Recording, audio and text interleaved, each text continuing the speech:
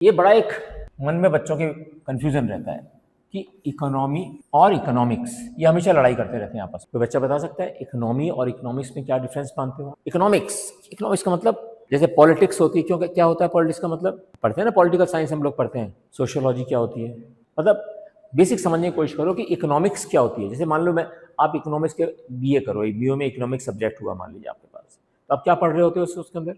हाँ, अर्थशास्त्र। यस, क्या होता है इसका मतलब? क्या सोचो, मन में सोचो आपके मन में क्या आ रहा है? अर्थशास्त्र की नीतियां, वेरी गुड। और क्या हो सकता है अर्थशास्त्र का मतलब? अर्थशास्त्र है, अब इसका मतलब आना चाहिए। इसका बेसिक सिंपल सा है, इकोनॉमिक्स का मतलब है इकोनॉमी के सिद्धांत, प्रिंसिपल्स ऑफ इकोनॉमी। इसका क्या मतलब हुआ कि जो इकोनॉमिक्स में हम सिद्धांत समझते हैं, जैसे डिमांड सप्लाई की बात सीख ली हमने, बट ये इकोनॉमी नहीं है। इकोनॉमी क्या होगा? उस डिमांड सप्लाई से अब हम सीखें कि इकोनॉमी में उसका क्या प्रभाव पड़ता है। अब कुछ फार्मूले होते हैं, वो सब फार्मूले वगैरह सब इकोनॉमी में होंगे, इकोनॉमिक्स में होंगे। इकोनॉमी में फार्मूले की जरूरत नहीं है।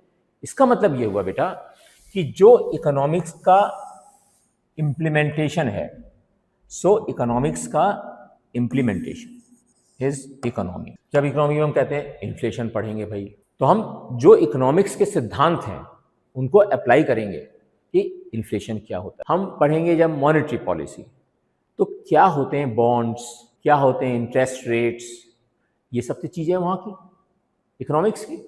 लेकिन हम पढ़ेंगे कि इनका इम्पैक्ट क्या हो रहा है फील्ड में, ये क्या कर रहे हैं, क्या इनकी इंपॉर्टेंस है, जो इतने सारे टॉपिक्स लिखे हुए हैं उनमें क्या इसका इम्पैक्ट है, वो हमको बताएगा कि इकोनॉमी कहाँ जा रही है। सो इकोनॉमिक्स के सिद्धांत इकोनॉमी के डायरेक्शन को बताते हैं। समझ में आई बात? इकोनॉमिक्स के जो सिद्धांत हैं, जो प्रिंसिपल्स हैं, वो ये बताते हैं कि इकोनॉमी किस डायरेक्शन में जा रही है।